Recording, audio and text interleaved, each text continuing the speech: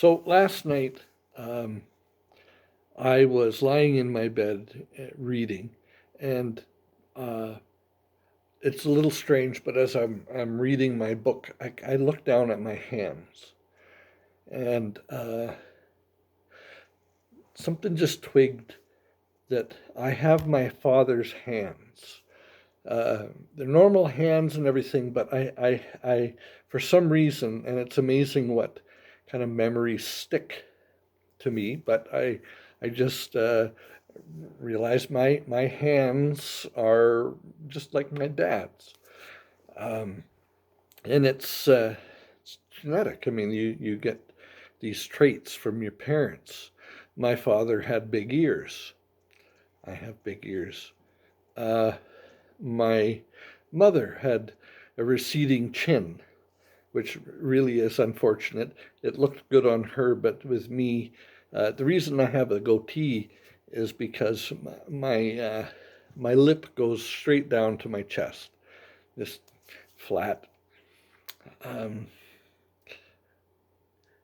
these are genetic traits that get handed down from generation to generation, and it just got me thinking about um, this whole issue of being the image of God.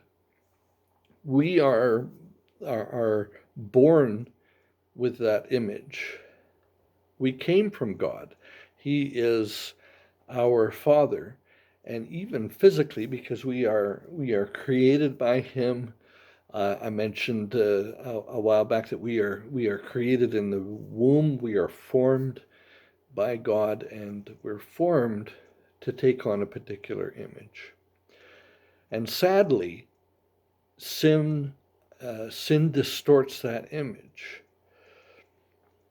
Uh, and all people reflect, to some extent, the image of God because we're created by Him. But all of us also end up distorting that image. We are none of us what we are created to be. And salvation is this process of allowing God to come into us, to renew our spirit, and to be what we are supposed to be. So salvation is this process of being transformed. Uh, our old, twisted, misshaped form is it says it's taken off, it's shed. We put it aside, and a new self uh, is a renewal of this image of our Creator. So there's two passages that talk about this. The first is in uh, Colossians. It says, "Do not lie to each other, since you have taken off your old self with its practices, and have put on a new self, which is being renewed in knowledge in the image of its Creator." So we go back to this image of the Creator. And again, in 2 Corinthians 3:18, it says, um, "And we all who with unveiled faces contemplate the Lord's glory are being transformed into His image with ever increasing glory, which comes from the Lord who is the Spirit." Note here that it is a process. It's not bang, Um, it's a struggle, it's a process, and we've talked about that many times. But we are becoming renewed, it says. We are being transformed. Um, and we are being transformed into something, but we are also being transformed from something. And it's just a really important thing to understand that um, if you're satisfied with your image and what you want people to do is not make you feel guilty or make you feel good about the image that you are, There's no sense in continuing to strive to change your image or to allow God to change your image. And that's what conviction is this understanding that I'm not what I should be. I am not what I should be. Um, I had a guy come by. I sold my sailboat, and the guy was from Valemount. And I told him I was a pastor, and he got into all the religious, he knew a pastor and blah, blah, blah. And he said, well, I don't think I could be a pastor. And I said, well, are you a Christian? And he went, no. And I kind of said, well, it's a little bit of a prerequisite. And then he went on about how good he was. He didn't drink too much, and he was, he tried to live a good life and everything. And he was self-satisfied.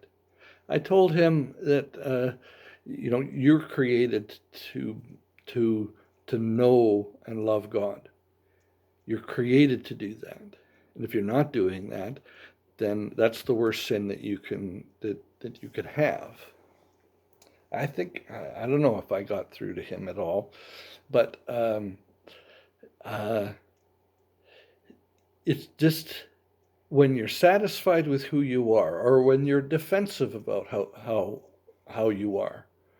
I do this, or I say these things or whatever, but don't anybody ever judge me. It means our chances of actually being transformed are quite a bit less, because there's no striving that happens if we just really love ourselves and the image that we're putting out.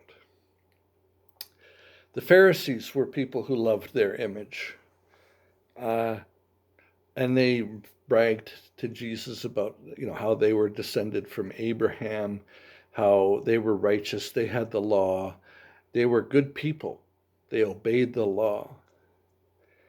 And Jesus rips into them, and at the end he says, you belong to your father. You belong to your father, the devil. This is in John 8:44. And you want to carry out your father's desires. And it's about image. Whose image are we reflecting? And it's just such an important thing to ask.